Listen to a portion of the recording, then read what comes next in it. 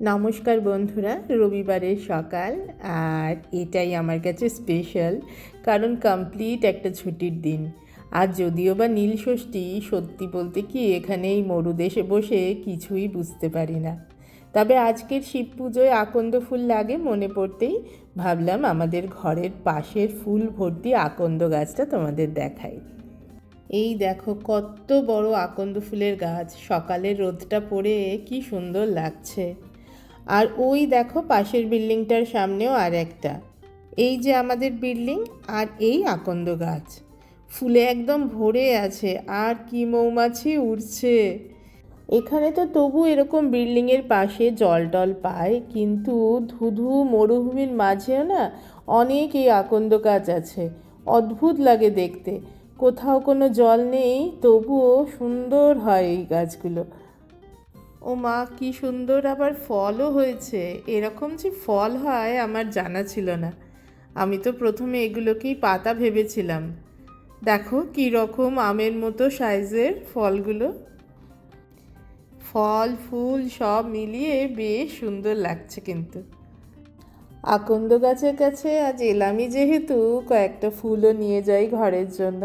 আকন্দ ফুল দিয়ে ডেকোরেশন দেখেছিলাম থাইল্যান্ডের মন্দিরগুলোতে, অদ্ভুত সুন্দর। ফটো তোলা আছে, দেখি কোনো একদিন শেয়ার করব তোমাদের সাথে। ফুল তুলে এনে আমার ঘরের বারান্দায় এলাম।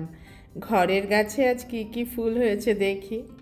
এই যে এক ঝুড়ি আকন্দ ফুল, আর এটি আমার টগর ফুলের গাছ। এবারই সাংঘাতিক গরম শুরু হচ্ছে, কতদিন বাঁচিয়ে রাখতে পারবো গাছগুলোকে জানি না। এই সুন্দর ফুলগুলো দেখেই মালা গাঁথতে ইচ্ছা করছে, আর ইচ্ছা করছে সুন্দর করে কিছু একটা সাজাই।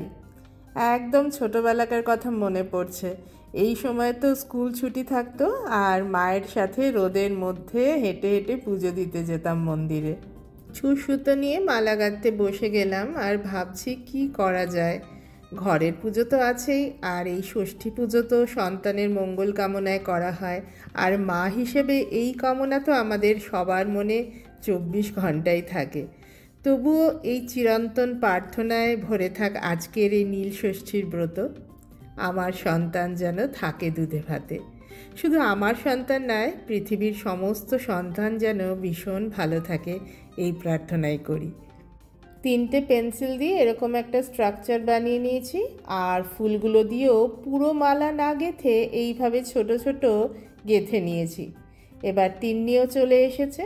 রবিবার তো আজ একটু লেট করেই ঘুম থেকে উঠেছে, ফ্রেশ হয়ে এসে বাকি ডেকোরেশনটা তিন্নিই করছে। আর সেই সাথে আজ অনেক কিছু নতুন শিখলো। এই যেমন আকন্দ ফুল, এটাই চিনতো না বা নামটাও জানতো না। তোমরাও আজ কে কে উপোস করে আছো, পুজো দিতে গিয়েছিলে?